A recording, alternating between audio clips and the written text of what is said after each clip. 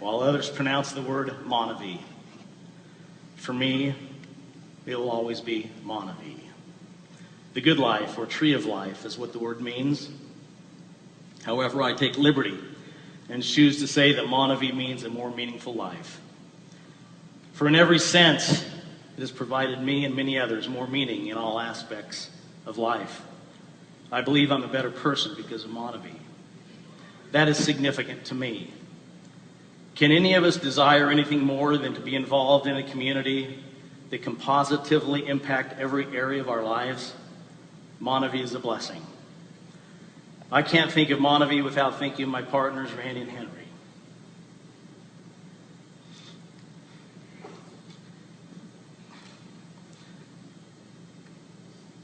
We've been through heaven and hell these last 8+ years since MonaVie launched in 2005. We've seen the top of the mountain as well as the valleys. Thank you, Randy and Henry. Even though at times we've had disagreements, I love you both. But in the deepest crevices of my soul, MonaVie to me is a story of faith and redemption.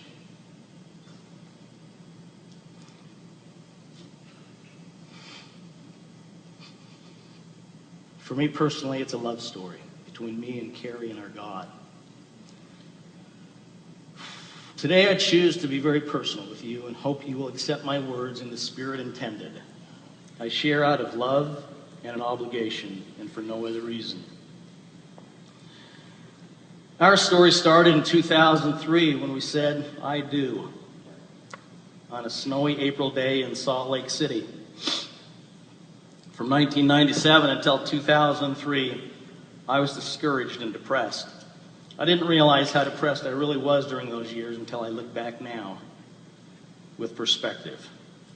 I had helped build a successful company in the 1990s, while at the same time losing my marriage. I was climbing the ladder of what I thought was success, but I failed at the most important thing, being a husband. MonaVie is a story of redemption for me, because God gave me a second chance and showed me that if He could love a soul so rebellious and proud as mine and bring me to my knees, He is indeed a God of miracles. And He hasn't stopped conversing with His children even today.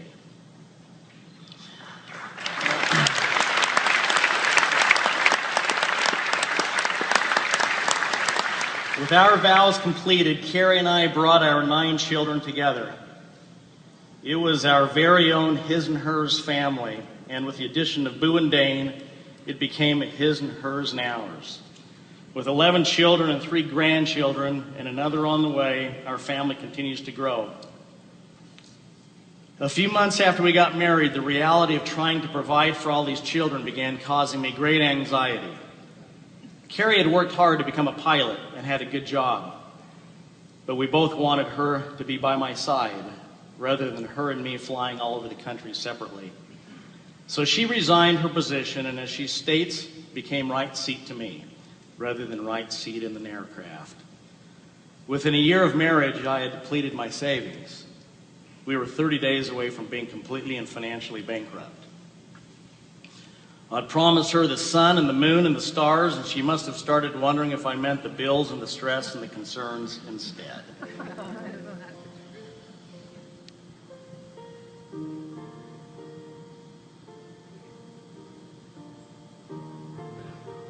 In October 2004, after I'd been sufficiently stripped of pride and ego,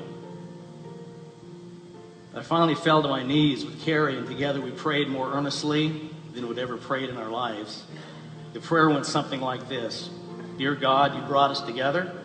We need your help. We have 8 living children to feed, and we are weeks away from being completely out of money. Please, God, we have made our share of mistakes in life, but we believe you brought us together for another chance at life, to finish strong and with honor. We promise that if you'll send help, we will be faithful to your will, whatever that might be. Everywhere we go, we will attempt to bring honor to you and serve you to the best of our abilities. In this prayer, I made some additional promises to God and to Carrie. I promised that we would always give back. In doing so, I asked that God send His best to us, to surround our lives with exceptional people. I wanted Carrie to be around only the best. My memory may not be completely accurate on this, but as I remember, it was 7 days later that a good friend of mine, Mark Ewell, called me and introduced me to the acai berry. The number 7 is significant because biblically is the perfect number, and in this case, the timing of his call and what transpired in the next 3 months couldn't have been more perfectly orchestrated. Roughly 90 days later, on January 5th of 2005, MonaVie was born. At our very first meeting, like we will do during this convention, we raised money for those who were less fortunate.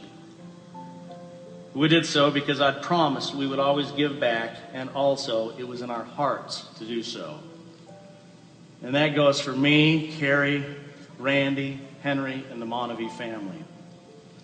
At that meeting, I stood and talked about how, as founder of MonaVie, my wife and I and the company would espouse the values of putting God number 1 in our lives, our family second, and our business of MonaVie third. We've always attempted to do so. As I look back over these last 9 years, as founders, employees, and distributors, we've collectively donated millions of dollars to the More Project to help those who are less fortunate. Sergio and the More Project was another tender mercy from God, and we've attempted to follow what we felt we were called to do. Every time we visit Brazil, both my heart and Carrie's heart breaks as we meet many of these children. We've been deeply moved as we've walked the favelas, as have those of you who have participated in the More Project excursions. We've wept as several of our More Project kids have passed away over the years because of violence. When Pastor Wendell's son was killed, it affected Carrie and I deeply, as it probably affected you. Yet just as the man on the beach throwing starfish into the sea, we forge ahead, helping one person at a time. Are we making a difference? I believe we are, and more importantly to me, I believe we are honoring God. For he has said, inasmuch as ye have done it unto one of the least of these, ye have done it unto me. Through MonaVie, I've learned to love deeper than I've ever loved. Carrie and I have been blessed to love so many who are no longer with us. I will never forget the trip to St. Jude's Hospital to visit with Lily, along with the